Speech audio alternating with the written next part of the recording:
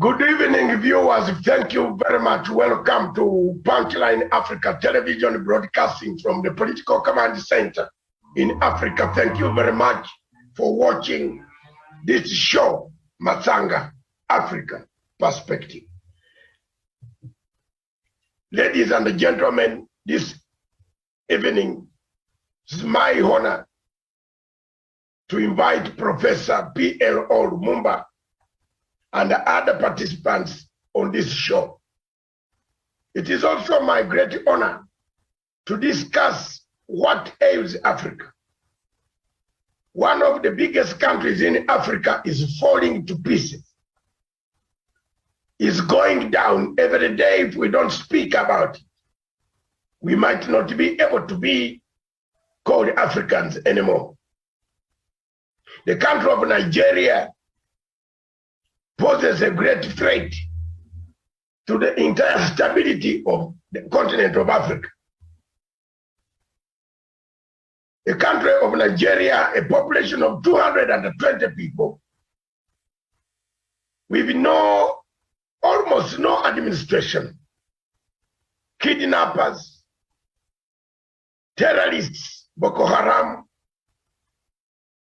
Fulani killing Igbo, kidnaps, rendition, and all sorts of things taking place.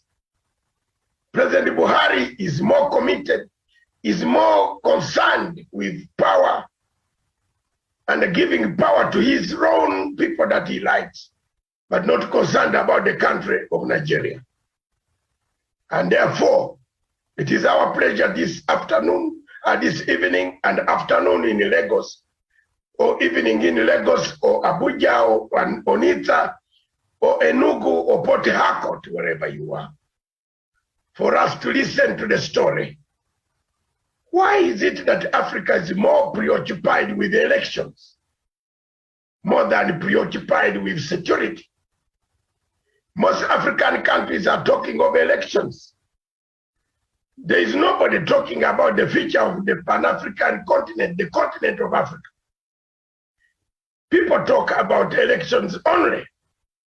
Every country you go to, military coups are taking shape because of poor elections, poor management of those elections.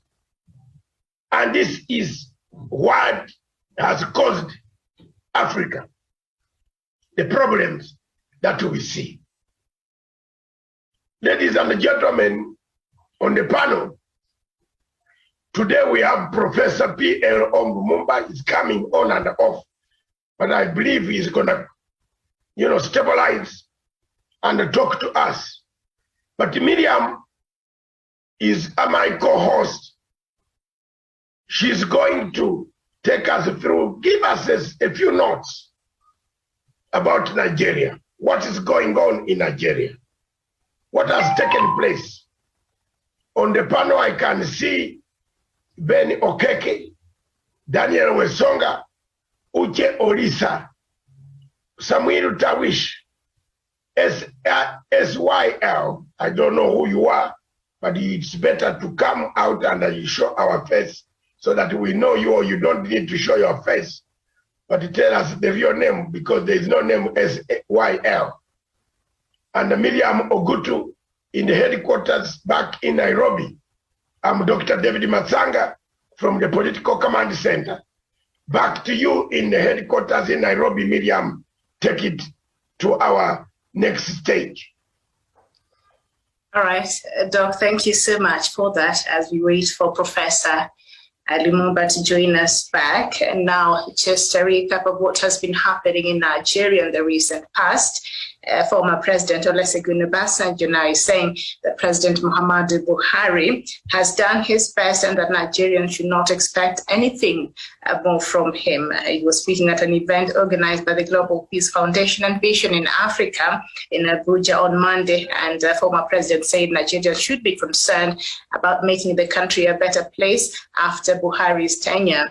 Also, as we all know, Nigeria right now is in quite of a mess, a bit of chaos and corruption all over the place, and over 40,000 million businesses have closed down in Nigeria in the recent past. And in the northern states, there has been an upsurge of jihadist attacks, and that has become very frequent and blatant. And jihadists have been kidnapping school guards and exploiting even others as sex slaves. And we've seen an increase in beheadings, shootings, car bombings, and burning of houses, leaving many people traumatized as well as displaced. And in the middle states, clashes between Fulani herdsmen and farmers have left tens of thousands of people dead and injured, and the Delta states are agitating for their independence, and the attacks on soldiers and government installations are frequent and deadly. Still in the south, agitation for an independent state of Biafra has been revived, and in large cities like Lagos, criminal gangs are rampant, and the kidnapping of people for ransom is something that has become the norm in Nigeria. So that is just a few of what we've been seeing happening there in Nigeria, and the upsurge of insecurity, I think, is the main thing that has even led to some groups in that country now saying, you know what, perhaps it will be a good idea for us to just to have our own country and to manage our own affairs. So that, in a nutshell, is some of the things that we shall be looking at this evening. Thank you very much. We are also joined by Simon Ekpa. Simon Ekpa is a Biafran who has been on these shows several times on this television station. First of all, we want to make it categorically clear that the case of Mr. Nnamdi Kanu is in Kenyan courts. The Kenyan lawyers of Nnamdi Kanu have filed a case in the courts of the Republic of Kenya. And we have been given instructions not to discuss beyond what we can talk about, but expect just to make comments, but we cannot go deeper into the difficulties, because once a case is in Kenyan courts, we don't want tomorrow to be sued, to be brought for having discussed this case outside the courts. So the case in Kenya is going on, and I can see Professor, welcome. Simon Ekpa, welcome. We were very disappointed with the way Buhari hijacked this young man from this country without we didn't know where the young man was. And it is very sad for us. We are very saddened by the events that took place. But the case is now in court in Kenya, in the High Court of the Republic of Kenya, which has been filed duly. And then we have been told we can't discuss anything beyond that. However, for us who are mourning for our bereaved, we shall always continue to mourn in different ways. So thank you very much, all of you, Simon Ekpa, Ben Okeke, Daniel Wesonga, Olisesina Tawi, Miriam Ogutu, and Mr. Sly. I was going to invite Professor, keeps on going and coming. First of all, Miriam has made very cardinal questions. A point that you have just made, that Obasanjo now says we should come up and organize the state. It is the thing that the Biafrans have been saying for a long time, that there is no Nigeria, there is only a state that is collapsing from day one to day two. Up to now, it is collapsing, sinking, going down. Simon Ekpa, let me begin with you, since Prof is off and on. Give us a brief. The situation back at home does not look very conducive. There are kidnaps, there are killings, there are torturings, the tortures that are taking place, defilement, rape. The police this morning accepted. They came and raided, the army raided certain place in Ota, some place there. We have the videos that have come from there. We have also seen the videos which is circulating all over the whole world about Boko Haram actually caning or beating up a man who has been tied hands back and the legs. These are some of the things that are worrying us as Africans, and we decided to discuss this country today. Simon Ekpa, tell us, talk to us. Can you open the subject, please? Good afternoon, good evening, Dr. Matsanga. Thank you very much for making me part of this discussion today to discuss about whether Nigeria falling apart. I am very honored to be here after a long time, and it would be good that my opening speech be streamed live. I don't know whether this is being streamed live on your channel, because I have been searching for it to tell our people to also listen to this evening. Yes, it is live. Live. All right. So may I also have the link so I can share it immediately? Okay, thank you very much. It will be done. It is live. All right. So let me make your speech now. Thank you very much. The issue of Nigeria falling apart is something that is, already overdue for discussion. Nigeria is not just falling apart.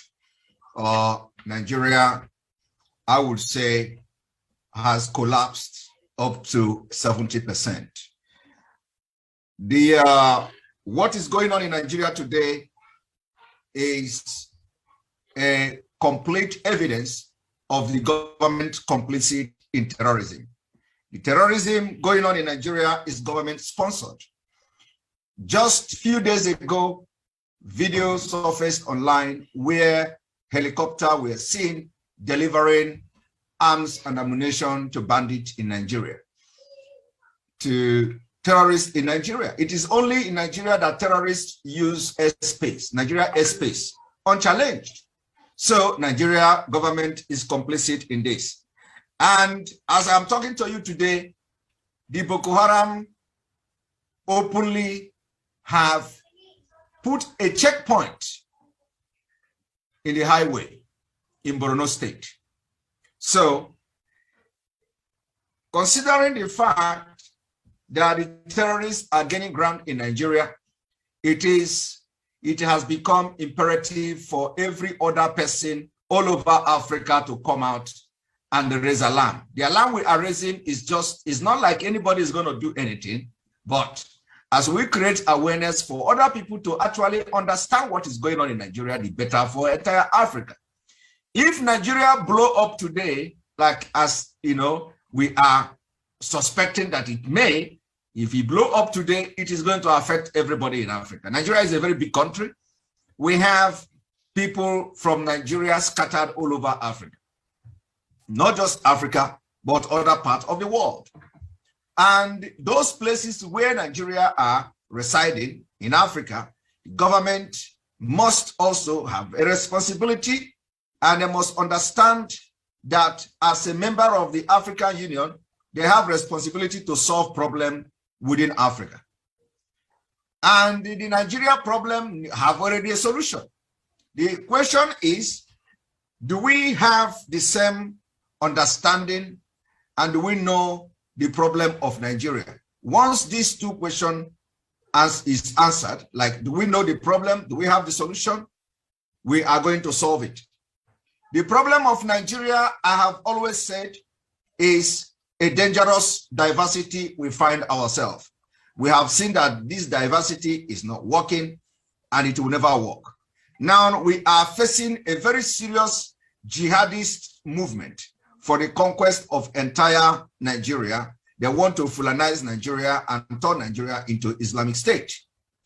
The latest development in Afghanistan is a very good case study where America have pumped billions and billions of dollars. They have sent modernized arms and ammunition, including all manner of military hardware. Today, those military hardware, many thousands of people killed, trying to salvage the situation of Afghanistan, all has been a waste. Today, Afghanistan is in the hand of terrorists called the Taliban. And we have seen the reaction of the UN. UN, they have nothing to say. America, they have nothing to say because they actually failed in Afghanistan. If something is not done in Nigeria, Nigeria will be the second Afghanistan in Africa. Well, let God forbid. Now, I want to bring a very new and a very interesting topic today. The topic I want to bring in order to solve this problem, we need to have another Israel in Africa. That Israel in Africa will be called Biafra.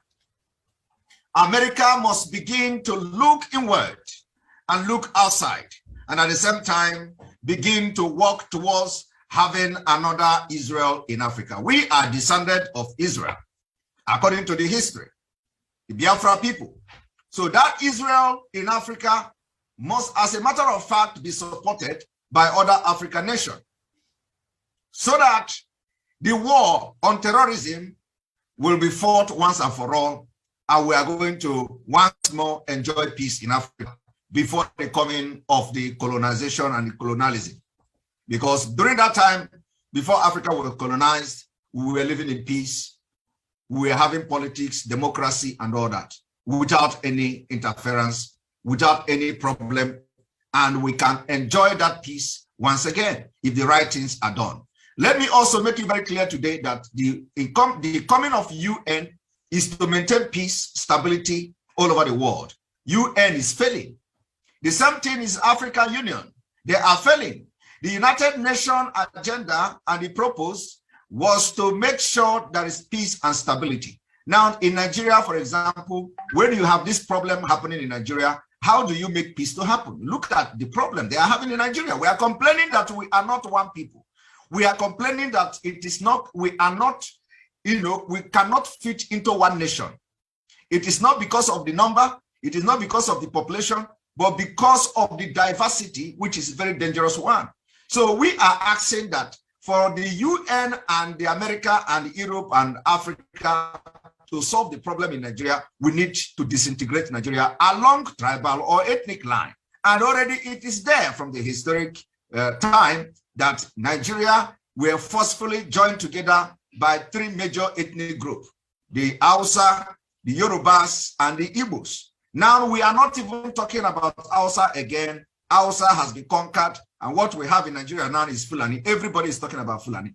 So let us solve this problem. And we are urging other African people, other African countries, other leaders in Africa to support, to maintain peace in Africa, because this thing that is going to happen in Nigeria will escalate. Let nobody think that he is safe in his country. Those of you in Kenya, those of you in Gabon, all those places, do not think that you are safe. As this thing is affecting Nigeria, it is going to affect you in future if something is not done. So I stop here and wait for the next opportunity to speak, and I will speak in details about the points I have raised here. Thank you very much, Matsanga. Thank you very much, viewers. We had the Professor P.L. Lumumba who was supposed to come in. I don't know, he is here on the mobile phone. Oh, thank you very much. I know the network has been disturbing you. Thank you very much, Simon. You have brought a new dimension, a new dispensation. And I want the professor has been listening to pick it up from here. If we don't do something about Nigeria, then we must be prepared for the entire Africa to be in a mess. Thank you. I agree. David, I hear you. Simon, let me thank you for the opportunity to interact with your very interesting idea of dangerous diversity, and is one that one cannot dismiss. In fact, I am currently rereading a book written by your fellow countryman to mean Nigeria, Adekeye Adebayo, The Curse of Berlin, Africa After the Cold War. And there is a sense in which when you talk about dangerous diversity, that is not only true of Nigeria as presently constituted. It is a problem that afflicts the entire continent of Africa, courtesy of the very arbitrary partition of the continent. And you will remember that in 1963, when the then 32 heads of states and government met in Addis Ababa, Ethiopia, what they grappled with at that time was whether the inherited boundaries should be disturbed. But it was then agreed that they should be retained, and hence the doctrine of the inviolability of inherited boundaries adopted in 1963 in Addis Ababa and reiterated again in Cairo in 1964. But Simon, I must disagree with you politely on one point. I'm not one who is quick to write the obituary of Nigeria. I know that Nigeria, like many countries, started on a wrong footing. The very manner in which the British put it together, the Lord Lugard approach of bringing the North and the South. And you will remember some of the early views of people like Obafemi Awolowo about the artificial nature of Nigeria, and Nnamdi Azikiwe, some of the statements of the Saudaner of Sokoto, Ahmadu Bello. You will remember the sentiments of Chukwuemeka Odumegwu-Ojukwu during the meeting in Aburi in the 1960s, which then led to the civil war in 1967 through to the early 70s. It is therefore true that Nigeria has had many false starts. There are those who believe that had Aburi been complied with, then the current problems would not arise. Perhaps that is with the help of hindsight. And you remember those famous words of Dim Emeka Ojukwu, by Aburi we stand, and the retort by Yakubu, go on, by Aburi you shall fall. So that some of the arguments that we put forth are these, that in fact, the whole idea that Nigeria is federal is a lie. Nigerian federalism has never been allowed to work. And there are those who hold the view that if we allowed federalism to work in all its splendor, with self-determination being allowed for the peoples and borrowing from the model of Switzerland, then possibly Nigeria would work. But you and me know that there is a cabal within the political class, within the politicized military class, who love Nigeria to be dysfunctional as it is. My own view is that before we write the obituary of Nigeria, which I would hate to write, and as we look at a Pan-African initiative which would de-emphasize the boundaries, Nigeria ought to be renegotiated. If I was an advisor to President Buhari, one of the things that I would do in advance of the election due in the year 2023 is to call an all-Nigerian meeting and free all prisoners of conscience and renegotiate Nigeria, so that if you want to have the people in what is Biafra have greater autonomy, controlling 90% of their affairs, they are allowed to do so. Those in the Ududua Republic are allowed to do so. Those in the Niger Delta are allowed to do so. Those in the North are allowed to do so, so that the Abuja administration only focuses on foreign affairs, national coordination, and defense. If we did that before we go the whole hog, then we would save Nigeria and make Nigeria a better citizen for the new Africa that we want to create, where the inherited boundaries are only valuable for purposes of administration. The passports will disappear, the visas will disappear, and we will have something that was conceived and articulated by people like Kwame Nkrumah in the 1950s. This is the kind of staggered approach that I would take. But I agree with you that as it is now, there is a dangerous diversity, and there are people who are now paying homage to gods of ethnicity as a way of retaining themselves in power, and they don't care about Africa, they don't care about Nigeria, and these individuals must be stopped in their track. And I can't agree with you more that Africa cannot afford a collapsed Nigeria. one in every African is a Nigeria, and West Africa would be swamped by Nigerians if Nigeria were to break down. That is something that I fear and shudder to imagine. Thank you very much, Professor P.L. Lumumba. Dangerous diversity has always caused the friction between Ekpa and PLO. We had another conference in Mombasa. And, yeah, but I agree with Simon that there is a dangerous diversity. And there's a dangerous diversity. my push and the media, my Dr. Lumumba, can I chip in something? Yes, I want an immediate reaction. Professor Lumumba, I am very, very happy to see you here today. I am very, very happy. It is a honor to be on this platform with you. And so I am very, very happy to be here with you today. You made a very good point. The point you made, we are very, very clear. You agree with me. There are, we have a very dangerous diversity in Nigeria, which is not working, which makes Nigeria not to work. You've also pointed a lot of very concerned issues like the Abori Accord. I will start from there. You mentioned Abori Accord. You mentioned that the Nigeria federal government system is a lie. You mentioned that we need to renegotiate the Nigeria system. You also mentioned that for things to work, that you would advise the man called Buhari to free all prisoners of conscience. You also said that disintegrating Nigeria, you will not give obituary to Nigeria. All those things I agree with you. But then, one thing I have to tell you, Professor, is that you should know your status in Africa, as we have in Africa as a continent. You are somebody that your word is being taken very seriously. You advise president, you advise government officials, you lecture them, and they take your word very, very serious. So you have to be part of the solution of Africa, starting from Nigeria. There is nowhere, no matter how you want to shy away from this truth, it is a fact that you have become a figure that everybody is looking up to.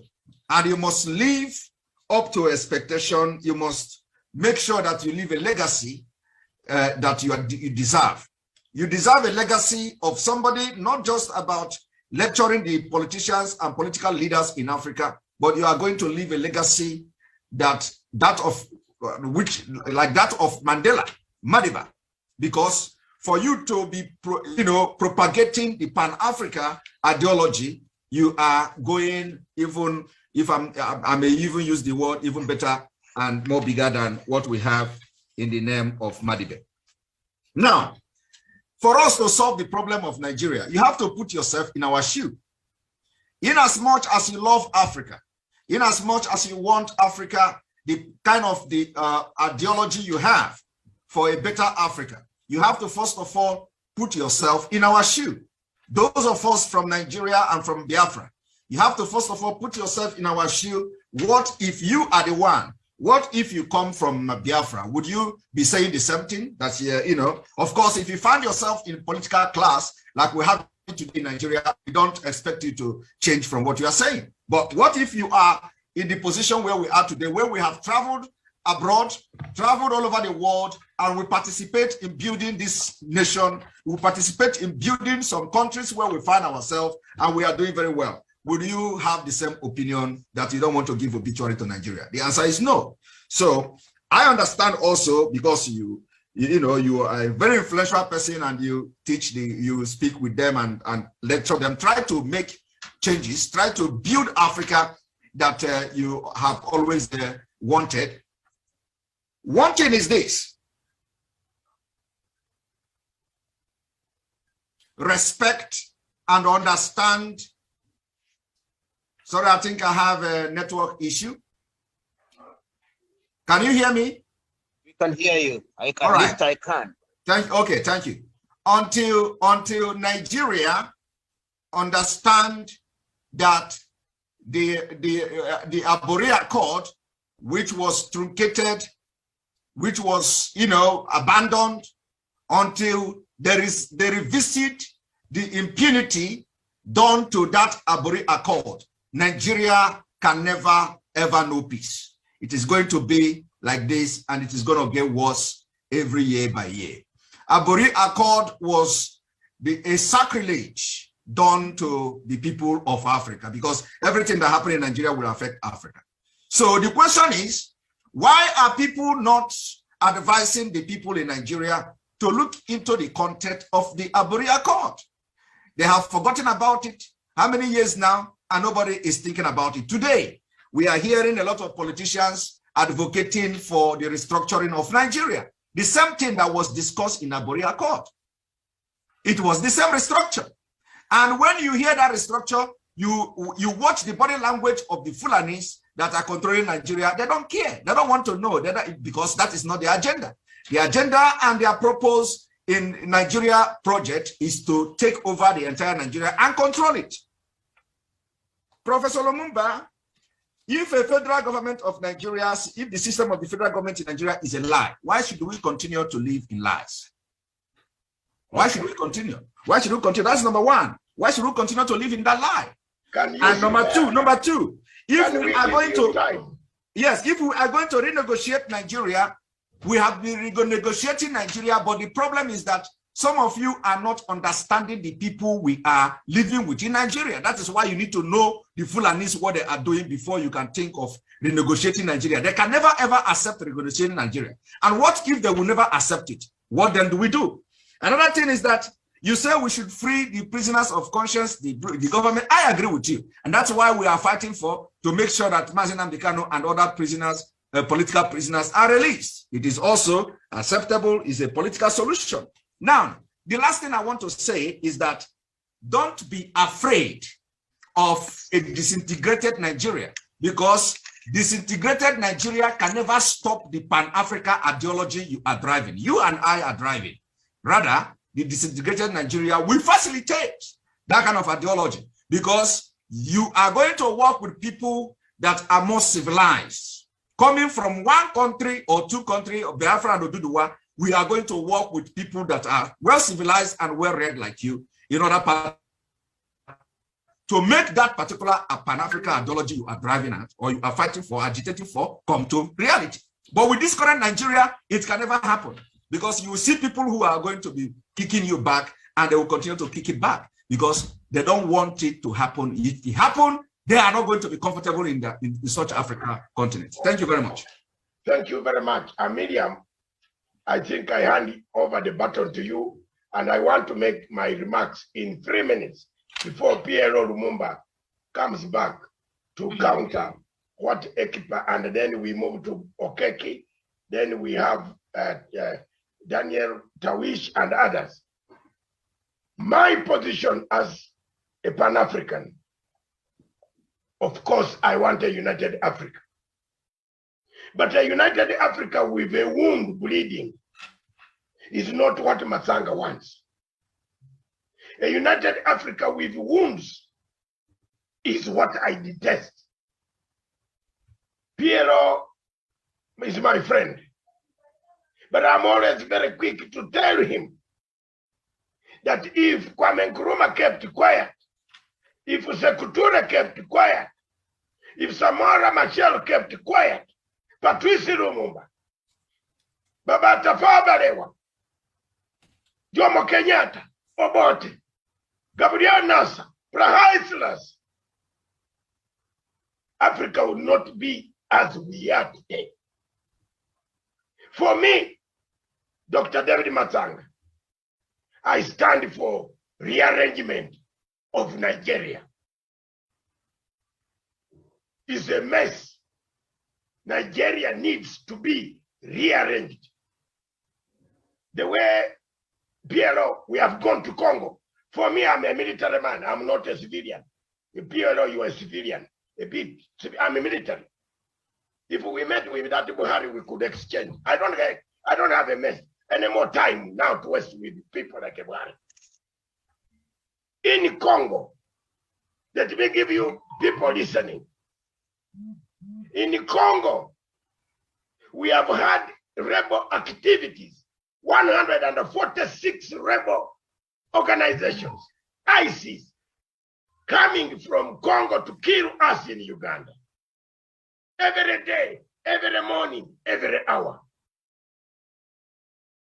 2 weeks ago, 3 weeks ago, I was on this program and I said, and I repeat, and I support fully what President Museveni has done. We have gone in Congo. We have the army. We have gone there. And we are going to rearrange Congo. Let the UN help and make noise. Let's rearrange Congo. It is time for big countries of this nature, where the North does not see the South, where the North Fulani are killing the Biafrans, slaughtering them on a daily basis. And you come here, you come on this, it's good, ideas are allowed. You cannot clear. If I show you the video today on how the police went to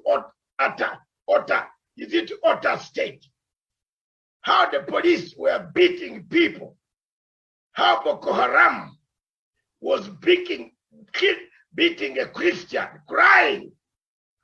Is this a country?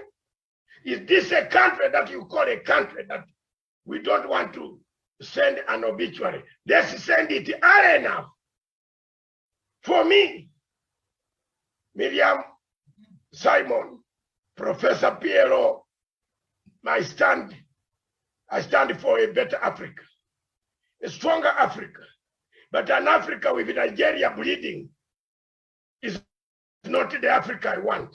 And an Africa with Biafrans being killed. An African where Buhari kidnaps people. Where Buhari goes to other states in Britain, in UK, in Kenya, and abducts people. Rubbish. That is not the Africa I stand for. Buhari is known for kidnapping people. Buhari kidnapped Umar Diko when he was a general who had overthrown the government. Biko was found in London at the airport being transported back by the MI6, MI5. Records are there. Today, there are so many people suffering, women, men, children, who have never gone to school since school started. When you look at the programs of BBC, people live on water. Simon, are you not ashamed to call yourself a Nigerian or a Biafra? When people are living on water, they have built houses on water. You enter your house using a boat. Is this the country we want in Africa? Tell me. Anybody who has gone to school, I would rather throw my degrees, all of them, 6 of them, tear them to pieces. I wish there was an army that can attack, that is organizing. That Buhari is a bad guy. Look at it. Yes, I'm leaving the stage now. Look at the stage. Let me just correct something. I think, in fact, all of us are saying just about the same thing. It is our methods are different. And I hold the view, and as a younger person, I served as an intern with John Garang when he was based in Nairobi. And I remember him saying about Sudan to the Khartoum government. He told the Khartoum government, none of us wants to secede, but make unity attractive. When unity was made and attractive as an action of last resort, we ended up with South Sudan. What we are saying is that all attempts at renegotiating and restructuring Nigeria must be undertaken. The only problem that we have, Simon, and I agree with you completely, that you have an administration which is not acting in good faith. Yes. And it is the absence of good faith that is undermining and is making everybody suspicious. All of us on a daily basis see footages of people who are complicit in activities which undermine the very integrity of Nigeria. I think it is General Muritala Mohammed who said that if an insurgency cannot be brought down in 24 hours, it means that the state is involved in it. And you remember also that the Buhari administration came to power on the promise that they were going to deal with the scourge of Boko Haram. On that score, we are united. On the score that the people of Biafra and the people of Oduduwa and other nationalities in Nigeria are entitled to self-determination, nobody can deny, in the same way that we talk about it even in southern Cameroon. The question that we are addressing as it is now, before we dismember Nigeria, is there not a last-ditch effort that can be undertaken? Are there not Nigerians of goodwill? Nigeria has the most educated men and women on the continent of Africa. Is it not possible, as I said a little earlier, that there is an all-Nigerian meeting at which we will once again unpack the Aburi Accord and say, this is what must be done within this time limit. And if it is not done, then people are allowed to have a referendum as to whether they want to leave Nigeria, so that the people of Oduduwa have the opportunity by way of a vote whether they want to leave Nigeria. The people of Biafra have a referendum. And I agree with you, Simon. The fact that our people enjoy self-determination is not mutually exclusive from the Pan-African agenda. It is not. In fact, it is by dint of the enjoyment of the dividends of self-determination that a stronger Africa will be created. But I want us to look at the stage and the process of going about it. The last issue I want to address is this. It is not easy for an outsider or any outsiders like us to have a complete picture of the situation. And therefore, we must admit that some of the comments we are making are being made on the basis of ignorance, because we are not on the ground. To that extent, I must concede. But even as we do so, you who are on the ground must be able to listen to the outsider. Sometimes the voice of the outsider is what stops total destruction, because we mean well. We mean well, and we know that your people have been suffering, and we don't want them to continue suffering. So understand us as friends of goodwill, who may not be in a position to completely empathize, but our intentions are good and noble. Yeah, thank you very much, Professor. You cannot negotiate with a madman. A man who doesn't like negotiations. A man whose job is to assassinate people, to kill people, to rendate people. How do you negotiate with him?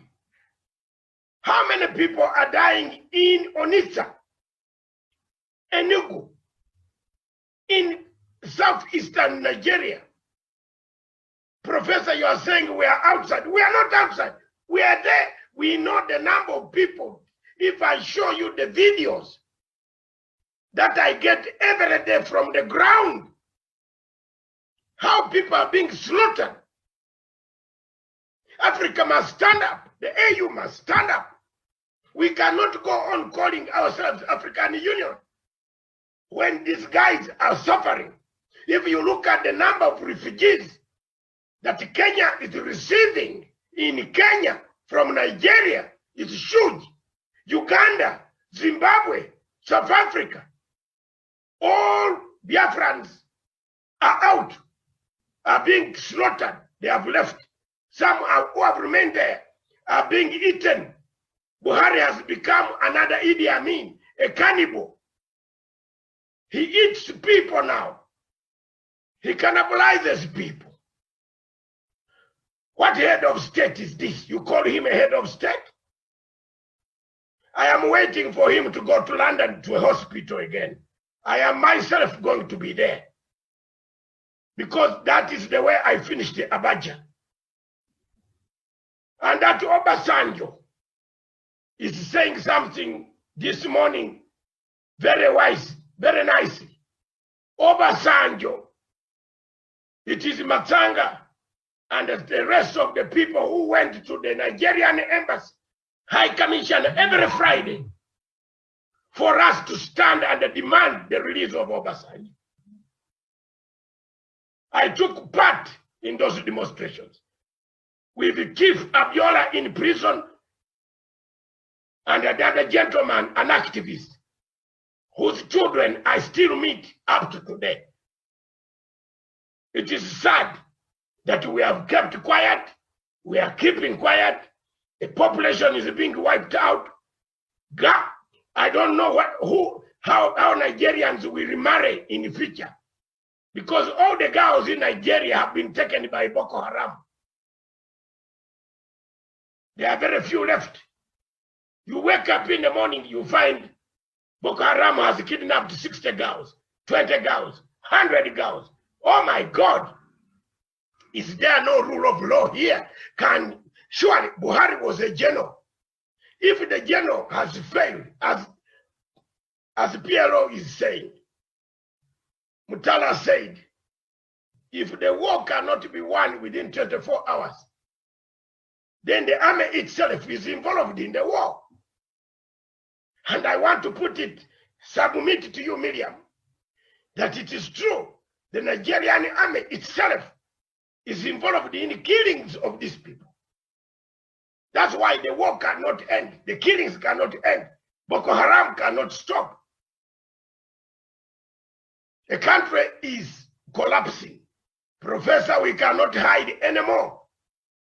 Either we move as AU collectively with our voices and do one thing, call for reorganization, rearrangement, use any term you want, give the Biafrans a referendum, give states referendum, the will to change, the will to govern themselves, the will to keep security. When I looked at the documentary of BBC, Miriam, I was very touched. Human beings are living above water, in water, houses in the Delta region. Houses are built in water. A BBC Nigerian man goes back home. I wouldn't do such a documentary to my country, Uganda. I'll refuse the money. Because I wouldn't like to show a white man that this is how primitive we are. And get it from me. I'm a different, made from the different iron. I wouldn't. I can't go and do a documentary of that nature in my own country to flash it to the world, where people are living on water. Gangs are killing people. A gang is admitting they are killing people. These are not stones. They are killing people. Is there rule of law? Is there order here? Buhari has lost it. Nigeria is falling apart. I submit, Miriam.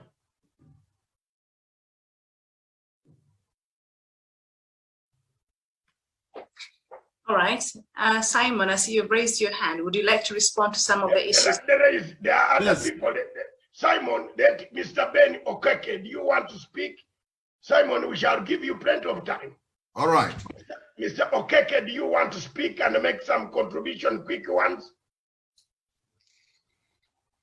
Yeah, Dr. Matsanga, good evening from my side. It's almost midnight in Thailand here. And I thank you for giving me the opportunity to speak here.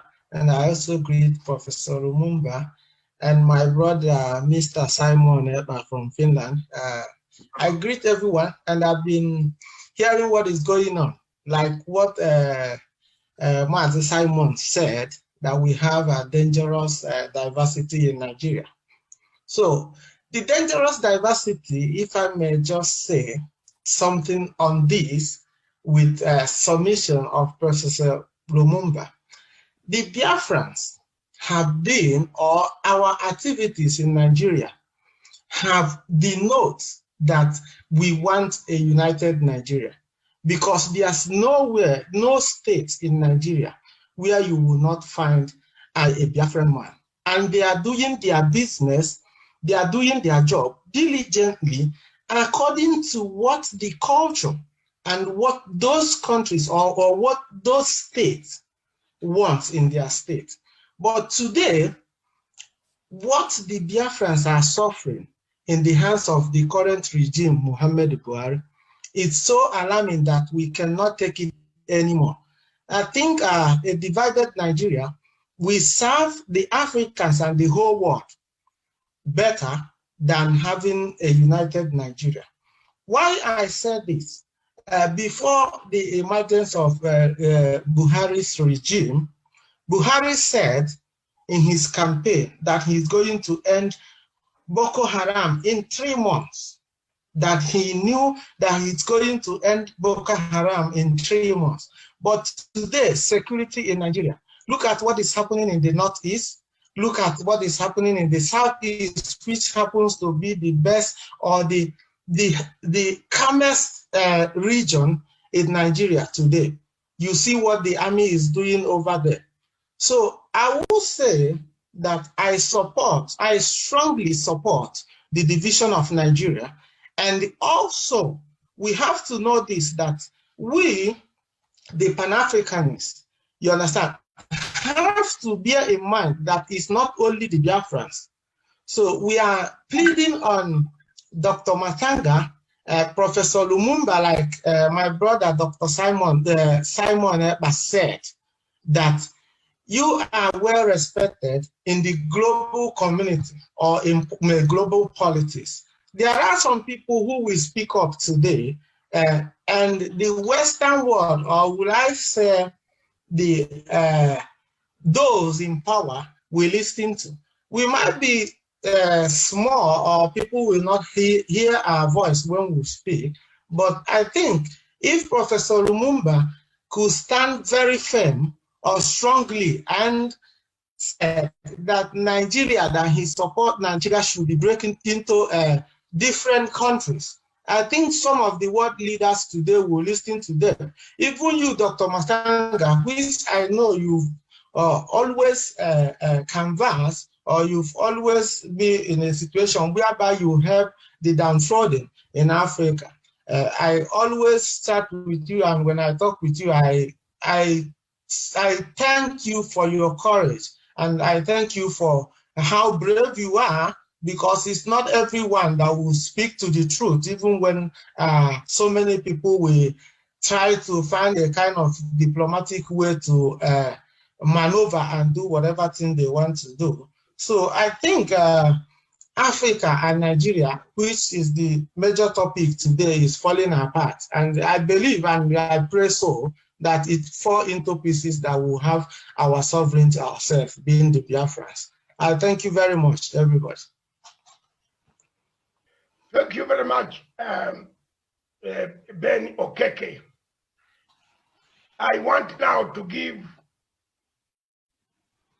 Mr. SYL. I don't know. I can't say his name.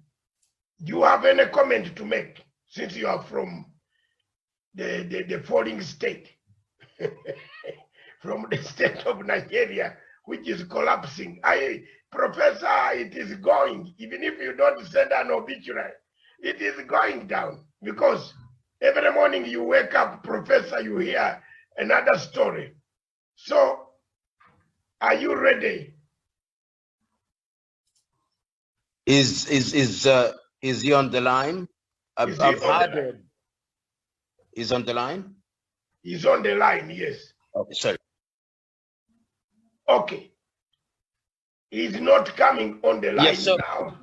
Ben, I know it is late in the night, so you may want to retire there in Thailand. But I agree with you completely. The only thing that I would want to guard against is a disorderly dismemberment of any country. And I've said this before. I remember I was in Ethiopia and I did say that Africa is in danger of breaking down, many African countries. But if you want countries to secede, the process of cessation must be orderly. And it must be after every attempt has been made to rearrange governance. I can't agree with you more that successive administrations in Nigeria, particularly the current administration, has conducted itself in a manner that has not lent itself to praise. But as I said a little earlier, it is early days yet. And Simon, I want to address you very directly in this regard. I still believe that before we ultimately write the obituary of Nigeria, efforts must be made. And there are many Biafrans and many people in Oduduwa and a few sprinkling of individuals in what is normally loosely referred to as the Hausa Fulani group who believe that Nigeria ought to be reorganized. I would want to hear your thought. If there was an administration post-Buhari which says the Biafrans have been mistreated, the people of Oduduwa have been mistreated, the Delta people have been mistreated, our federal government has been a lie, we now want to make the federation work. How would you respond to such an administration, Simon, and even Okeke in Liberia? Simon. Yes, thank you. Thank you very much. Should I start? Yeah, make it. He has asked you a question. How do you respond? Well, when people decide that they can federate and make it workable, how do you respond? The damage, the wound that Nigeria state has infiltrated into our people has cut so deep. The wound has cut so deep that no amount of negotiation may solve the problem of disintegrating or seceding. I don't think that there is any arrangement that will solve over 5 million debt. I don't think there is any arrangement that will solve the continual ethnic cleansing, massacring of our people. I don't think there is any arrangement that will solve the burning and the annihilation of Biafra people, including land. So this wound has been cut so deep that no arrangement. And first of all, we don't trust no government that will come today. Nigeria setup is not possible for any government to come today and say they want to reorganize something, because you need to understand the deep root of the agenda and ideology of the people from the northern Nigeria. You can be able to say that. So we understand, we wear this shoe, we know where it is paining us. So Professor Lumumba, it is not possible. Now, I hear the second thing, the second point, just 1 minute, very important, just 1 minute.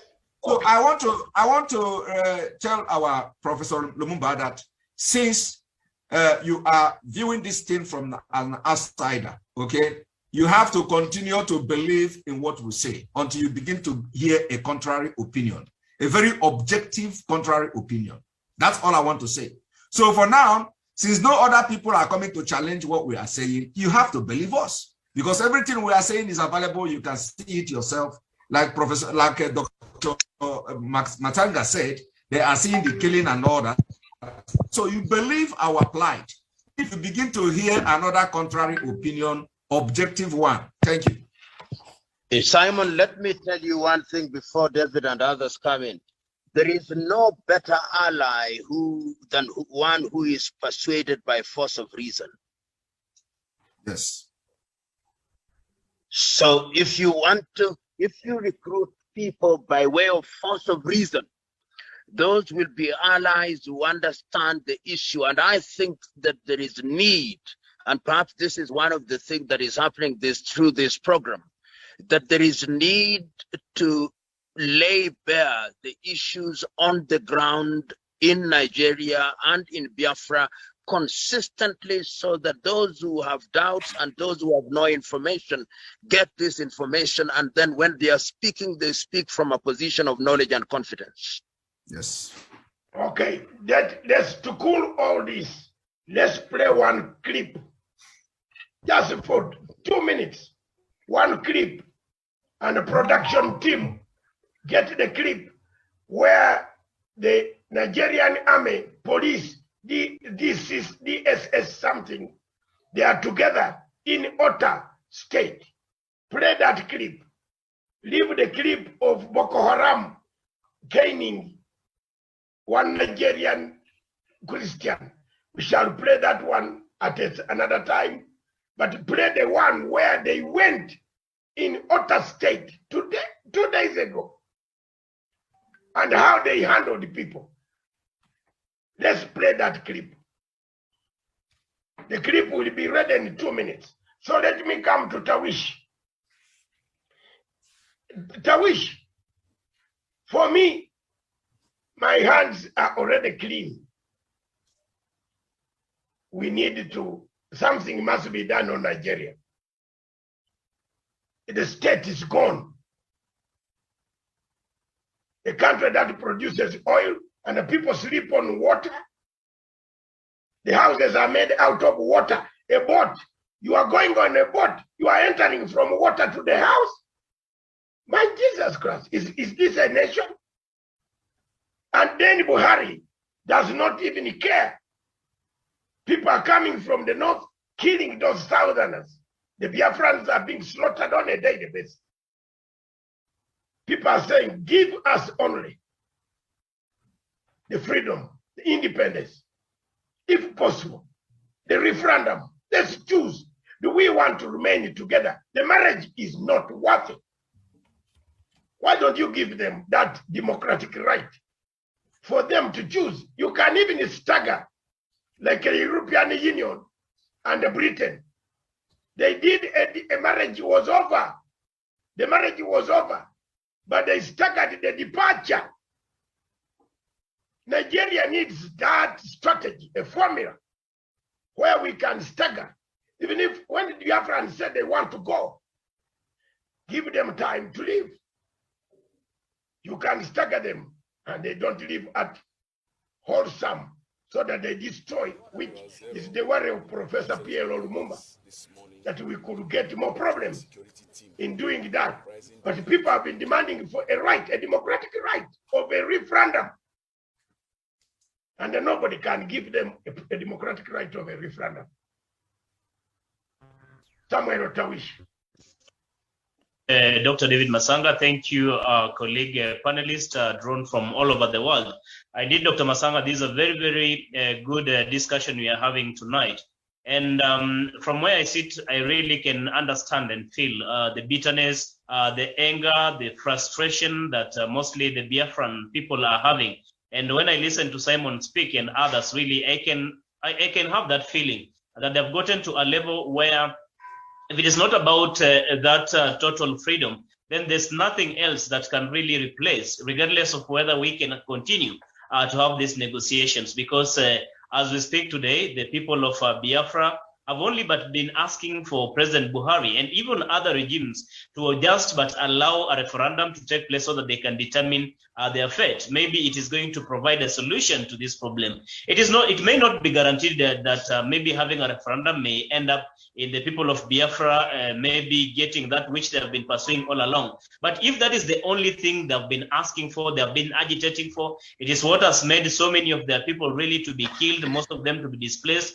As we speak now, even Namdi Kanu is still actually being held in custody. I think, Dr. Matsanga, we've gotten to a level where President Buhari should get out of the insensitivity that is in his heart and mind and allow the people of Biafra really to have this referendum. Because through that, even the world, even the African continent, even the people like ourselves who have been advocating and lobbying for the indigenous people of Biafra, who have been asking and petitioning President Buhari to allow this referendum to take place, would have made a stride, or would have made a step in as far as this agitation is concerned. So I totally agree with the likes of Simon and others that this is a moment where the people of Biafra must be allowed really to go through this referendum. And if the determination will be that Nigeria has to go separate ways. In fact, Dr. Matsanga, it is not even falling apart. My thinking is Nigeria has already fallen apart, because if you have and almost half of a population of a nation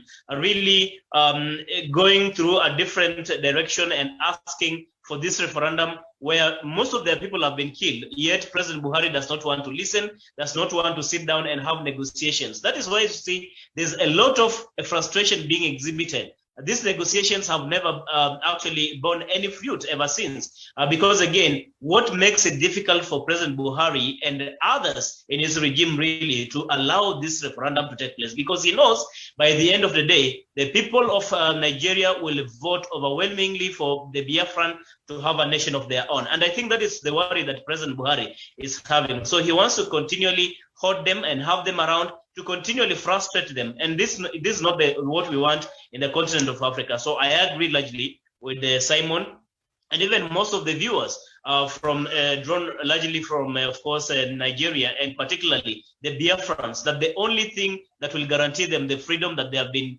pursuing all along for over 60 years will be that referendum. I don't think that is asking too much from a regime, Dr. Matsanga. I do not think that they're doing they're committing a very big sin by just asking President Buhari or that government of Nigeria really to allow them to have this referendum. So I agree largely that this will be the only route for the people of Nigeria and particularly the Biafrans to determine the fate of this agitation that they have been having all along, Dr. Matsanga. I submit. Thank you very much, Tawi. You are of the view that the only route left is let the people of Biafra decide what they want. They have decided they don't want. The marriage is not there. If a wife says, I don't like you, you want to force the wife, you want to cut his nails, you can't. They can't. There's no love between between the Biafrans and the rest of the people. Even if you go 1 million years to come, Ojukwu fought a war, left, died. There are people going to fight and die. Just rearrange. The problem of Nigeria is political solution, not judiciary, not murder, not torture, not rape. The problem of Nigeria is a political solution. Nigeria needs a political solution. Mr. Buhari, wherever you are, listen to me.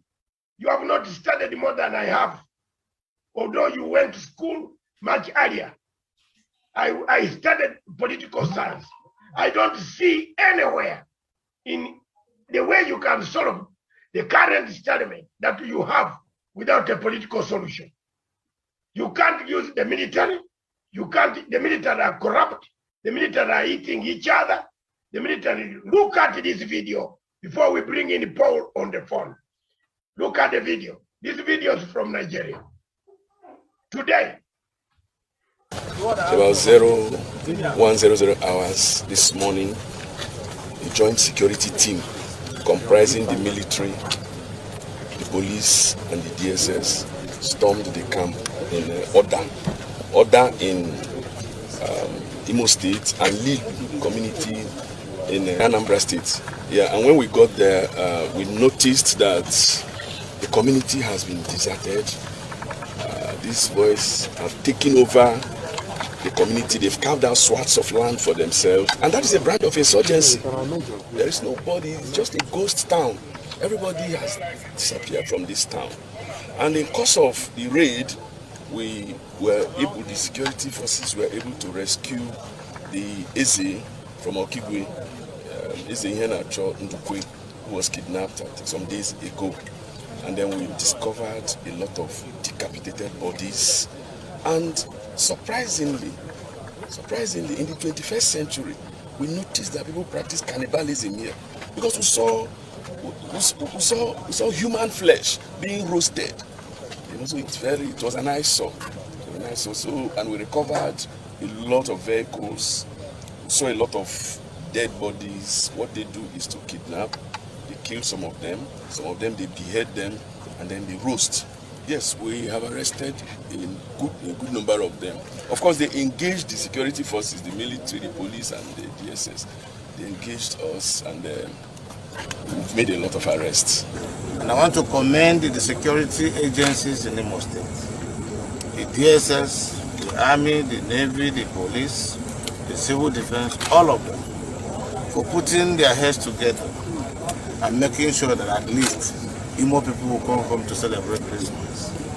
It has been a very thing of worry, wondering how entire local government, like Osun local government, will be abandoned in the hands of criminals and cannibals.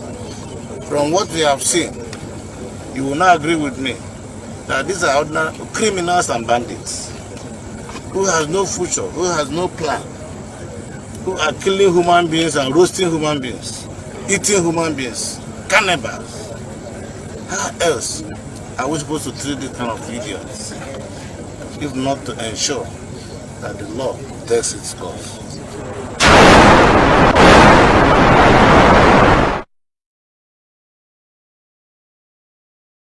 Thank you very much, viewers and the listeners all over the world. That is part of the video. It is a long video where the government that was sent to protect the people turned on people, arrested 50 youths. You can see for yourself. It's a long one. We cannot finish. So every day we get even worse ones. Worse happening in Onitsha and Enugu. All those places, Port Harcourt, all those places. There are so many things happening in those places where Biafrans are being killed. They are being just for a simple reason. Some of them are younger people. They have no children to leave behind. They have died. So is that a state that you think should? I know Professor wants to go. Let's hear from Paul, another Nigerian or Biafran from wherever it is, because they don't. You see, I am sorry. We are talking about the falling state. It has fallen apart. So, Paul, tell us. Good evening, everyone. My name is Paul. I'm calling here from the United States of America. I just got a few questions to ask Prof. Mulumba. Professor Lumumba, yes, and a few comments. You know, what have you done since Mazi Nnamdi Kanu was kidnapped in Kenya till now? That's what I want to know. And also another question I want to ask him, since he want Nigeria to be renegotiated or whatever, he just want Nigeria to be there. He don't want to write a rest in peace in Nigeria. Okay. What is he going to do to Boko Haram, Fulani herdsmen, that are Fulani bandits, that are terrorizing the whole Nigerians? Because even if he wants to restructure Nigeria, he restructure Nigeria. The Fulani herdsmen that are terrorizing the whole Nigeria, they are still going to be there. What is he going to do with them? Another question. If you go to northern part of Nigeria, every place has been taken over by the Fulani.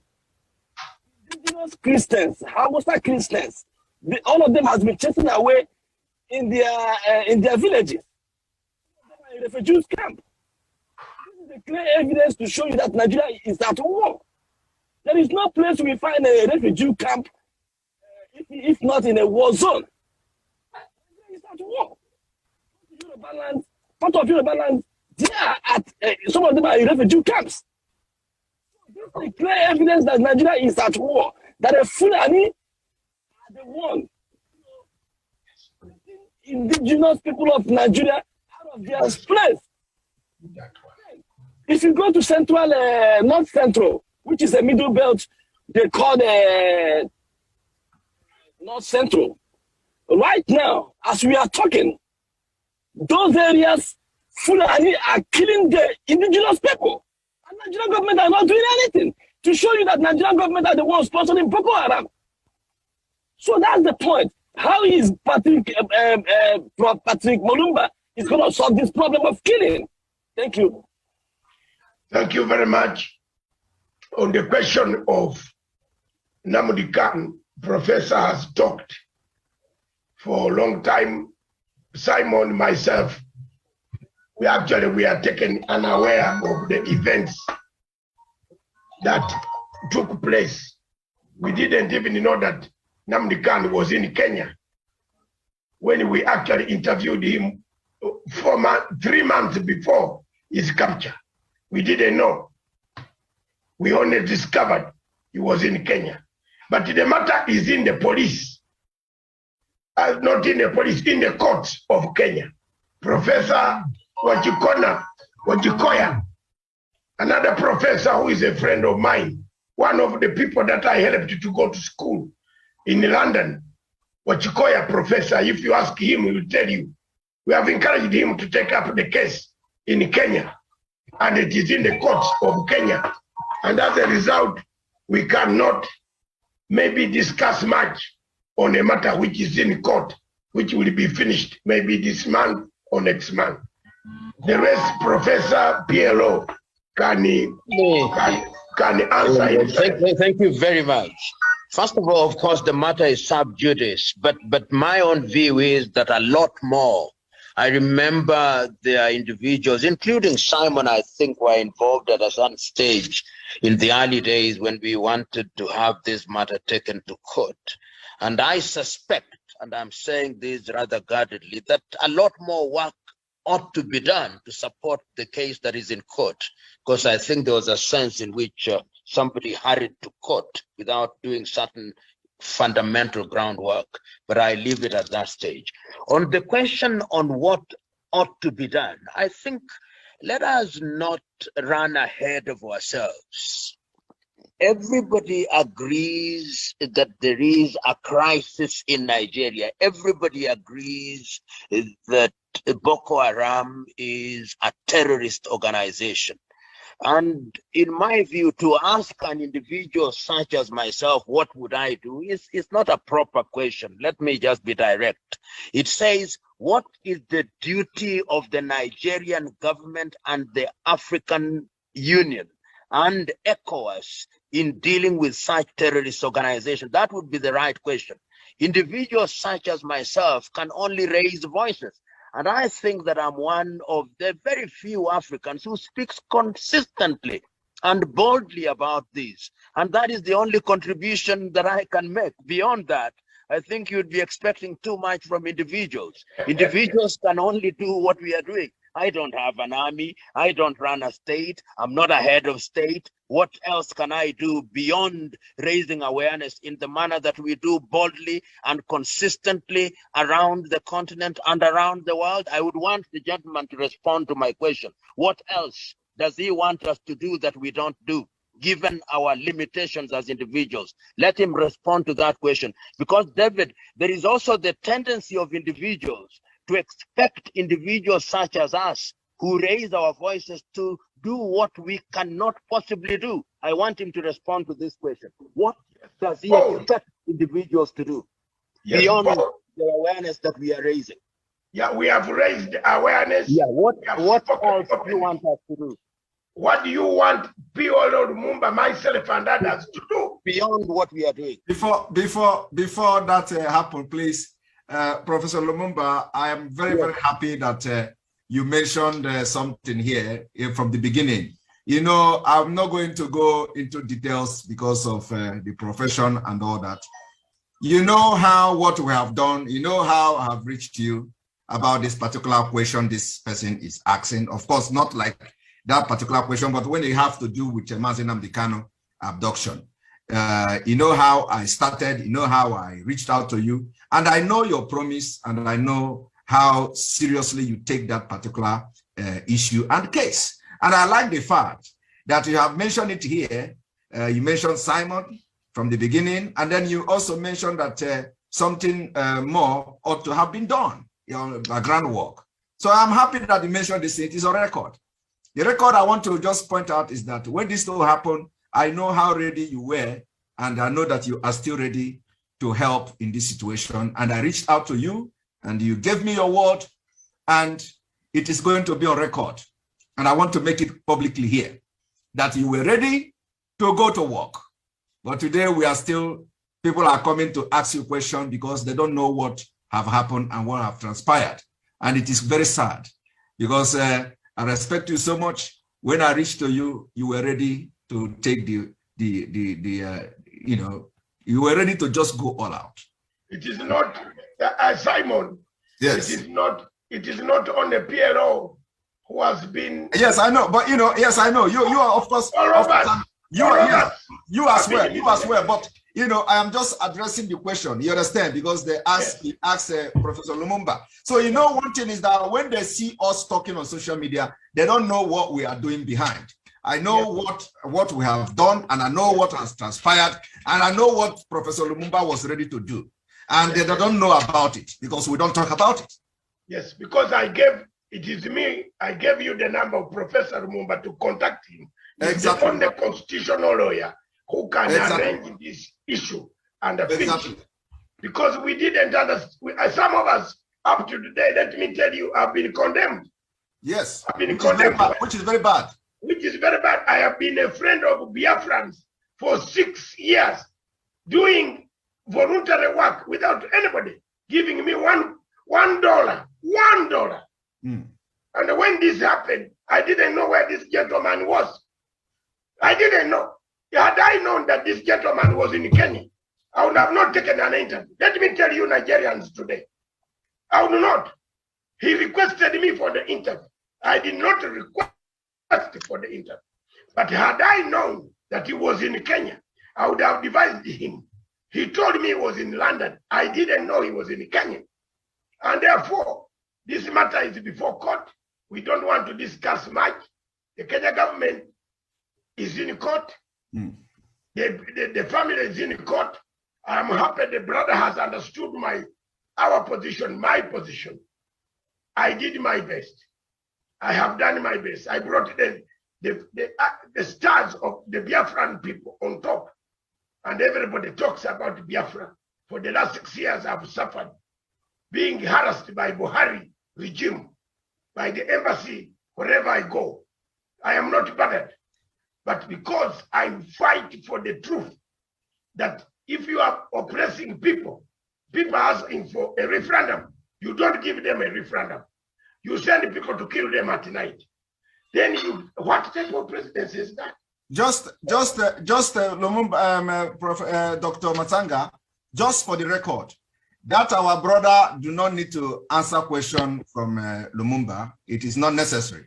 The only thing I want to make plainly here is that Professor Lumumba has made something very, very important. He made a very important point and comment. He said more, he believed that more of underground work should have been done. But let me tell you, I reached out to Lumumba on a directive given to me. The question every concerned Biafra should be asking is, why is Professor Lumumba not involved in this case? Yeah. So because I got a direct directive to get him involved. I am making this public for the very first time. I got a directive to get Professor Lumumba involved in the case.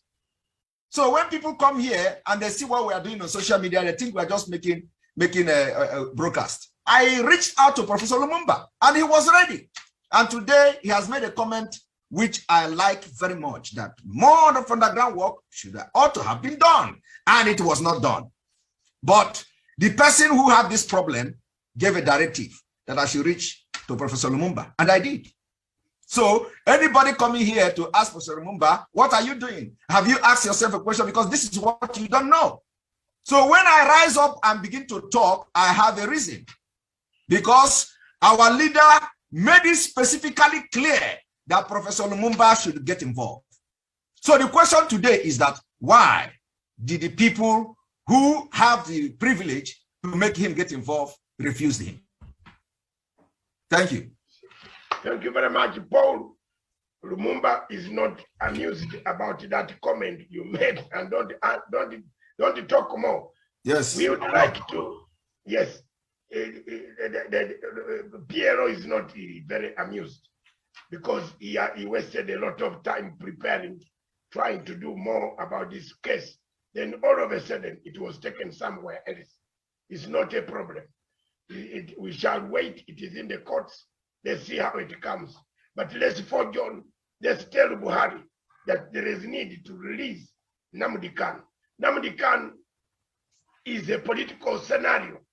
The problem of Nigeria needs political solution, not rendition, not judiciary. Even if you kill 1 million, you will not solve the problem of Biafra. You will not. You have to give them what they want. Marriage is not forced. Marriage is an agreement. You don't go into marriage and force somebody that you will stay in the house until I come back. If you have not agreed, it won't work. But the biggest problem is Buhari is not willing, not ready, even to talk to people who are reasoning on radio, on TV, on social media. He blacklists all of them as very bad people. Yet people are telling him that the state is falling apart. Gentlemen, time comes, as Shakespeare said, there comes a time when you come, you take the stage and come down. I will now give you closing remarks. And before I go to the closing, there's one young man. Wait, just a minute. There's a younger man, Daniel Wesonga. Make your comments in 2 minutes.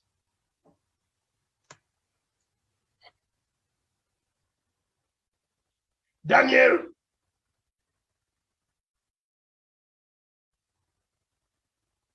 Thank you very much, Daniel. You are not there. Therefore, I will begin by giving each one closing time. Make your parting shots. Let's see how best is this country falling apart. If it is falling apart as it is, what can we do? I mean, Piero is laughing, but the seriousness, the country has fallen apart because at the moment, everybody is kidnapping everybody. You know, what Simon told you is correct. Watch that video. People are kidnapping each other. They take people for ransom. They take girls, younger girls. This country needs a very immediate approach. UN must step in. Buhari does not want United Nations troops to go and remove Boko Haram. Why? Why? Is he part of the Boko Haram? Those are the questions that linger in my mind every time I talk about Nigeria. Let me begin with our own people. Let me make my comments. First of all, let me say how very glad I am, particularly when I hear from somebody like Simon, Ben, and indeed all the contributors, because this kind of engagement is also part of education. Education by people on the ground, people who on a daily basis are involved with the Biafra issues. And one of the things that I've learned, and this is a major takeaway for me, is that perhaps the wound has become so cancerous that even those of us who are recommending a gradualist approach must warn ourselves that we do not appreciate the gravity of the matter.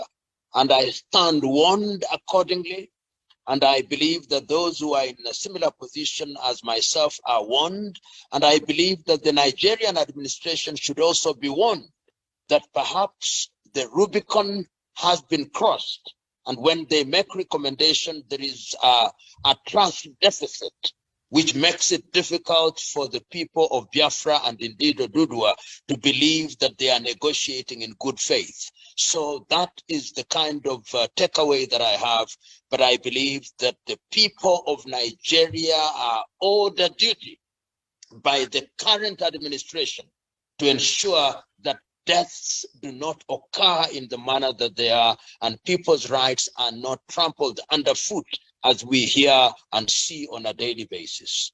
Thank you very much. Thank you very much, Professor Simon.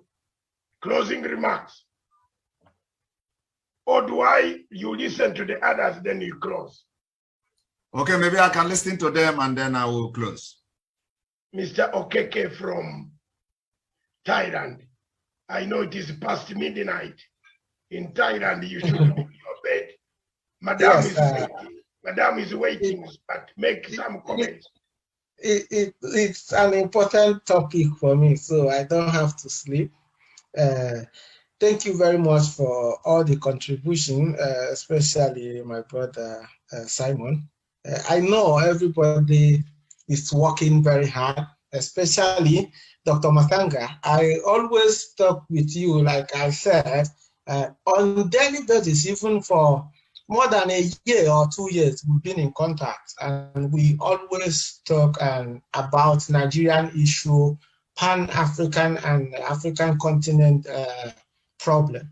I wanted us to look at this way, not only Nigeria, like what Professor said, what have AU done? What have UN done? These are things that we have to put much pressure from the Pan-Africanists, like Dr. Matsanga, like Professor. If we can all put our strength in one basket to put much pressure on the government or on the superpower like UK, because I know today what is happening in Nigeria and other African states is not just from internal problem, because it is external for me, because when you look at the involvement of the external powers like US, France, and so many things, these are the problems we have in Africa. We'll say this. In Nigeria, our major problem is UK. Because of what they gain in Nigeria, they also perpetually want Nigerians to suffer or have a lot of crisis. Okay. So I think in my own idea or ideology, I think we should harmonize ourselves and put much pressure on the international community like AU and United Nations to do something about Nigeria. Thank you. Thank you very much. Tawi, final comment in a minute, 1 minute. Thank you so much, Dr. Matsanga, and thank you, of course, colleague panelists for the submissions you've made.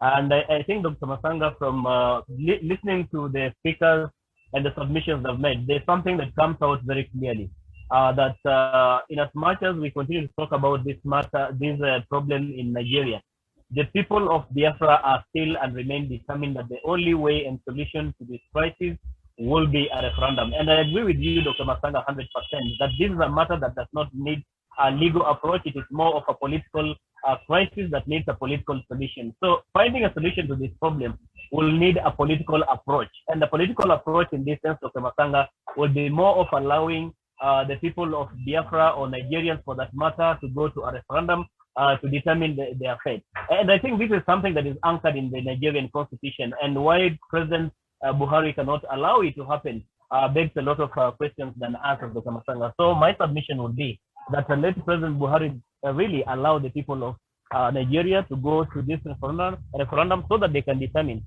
their fate. I submit the prayer. Thank you very much. Daniel Wesonga, are you there now? No. Thank you very much, gentlemen. We started with a lady. She went off. Simon, bring down the curtain for us, please. Thank you very much, Dr. Matsanga. Actually, everything has been said, but in the process of saying everything, something has just been revealed here, and in fact, that is going to take all my interest, because this Nigeria thing, we have talked about it, everybody have said it. I like the fact that Professor Lumumba said we have crossed the Rubicon and there is no going back, and that's a very commendable closing remark. So I want to emphasize on something here today. I want especially to Biafrans watching this program. I am going to make this comment again, and maybe for the last time, that also for the very first time, that Mazi Nnamdi Kanu directed me specifically to get Lumumba to handle the case and go to work. I contacted Lumumba. Lumumba gave his consent. And the question I want to ask Biafrans today is that why is Professor Lumumba, which Mazi Nnamdi Kanu by himself directed me to get involved in the case, why is he not involved today? Every contact needed to get Professor Lumumba to work was given and provided. Why haven't these people contacted Professor Lumumba? I want to leave it here. Thank you very much. Oh, thank you very much. This is Matsanga, Africa Perspective, a program brought to you by Punchline Africa Television. Matsanga Africa Perspective looks at topics that matter to Africa. What ails Africa? What kills Africa? What destroys Africa? Why are we called the Black Continent? Yet we can improve and change the color. Have we changed or we have not changed? 7 years of independence. Today, we still have no country talking in the right direction. Most countries in Africa today are talking about elections. But do they know what elections are? What is an election in Africa? When it will end up by the man in power grabbing everything and you have nothing. What is an election in Africa when people are dying, people sleeping over water, building houses in water, and sleeping in water? What is it that Africa wants? My show is always coming on Thursday, every Thursday. Watch out for Matsanga Africa Perspective every Thursday from 7 o'clock up to 9 o'clock. 2 hours. Don't hesitate to engage. Don't go away. Don't feel talking is solving the problem. We have understood very many problems for today. I also didn't even know that PLO Lumumba, apart from me giving Simon my number, PLO Lumumba's number, I did not know that PLO was told by Nnamdi Kanu to be the lawyer. I've learned something here very, very important today. And that is very good. If PLO was involved in this case, by now we would have seen so many things move and we would have found the truth. Where did we go wrong?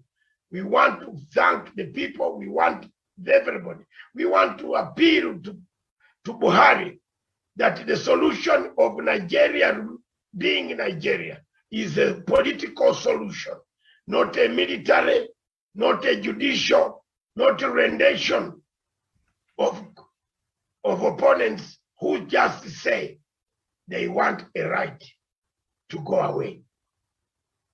Just as we have organized the Congo, we Ugandans have gone in Congo to organize the Congo. We believe Nigeria needs organization. Biafrans want an independent state. Give it to them. Give it to them. After all, the colonial boundaries just slashed ourselves. I would not be if I would been asked by my mother where to produce, where to deliver me from Simon and the panel, I would have told him, deliver me in London. If I had the will to ask my mother, can you deliver? Where, if there was a way God could say, where do you want to be produced? Where do you want to be delivered, born? I would have said, first, near Kenya, the other side of Kenya, not my country. Because everybody grows up wants the best. I don't think there is anybody on this panel who wants the worst. Everybody wants the best. That's why we go out to work. But you can't work, you can't have unity, you can't have Pan-Africanism when one country is bleeding. More so when that one country is the biggest in population in Africa, 220 million people would be buying all the goods of Kenya's factory in a week, consume it, and Kenya will get money. But we are busy fighting our own citizens in Nigeria. We can't buy even Kenyan goods. Kenyans cannot buy Nigerian goods. We only go to AU every year with our suits and perfumes and show the perfumes, the heads of state in Africa. Time has come for you to change the strategy. Give a chance to peace. Give the Biafrans what they want. If not, give a solution to that nation. It is falling, or it has fallen apart. Thank you. Thank you very much. This station, therefore, is for Africa, with Africa, by Africa. Ciao.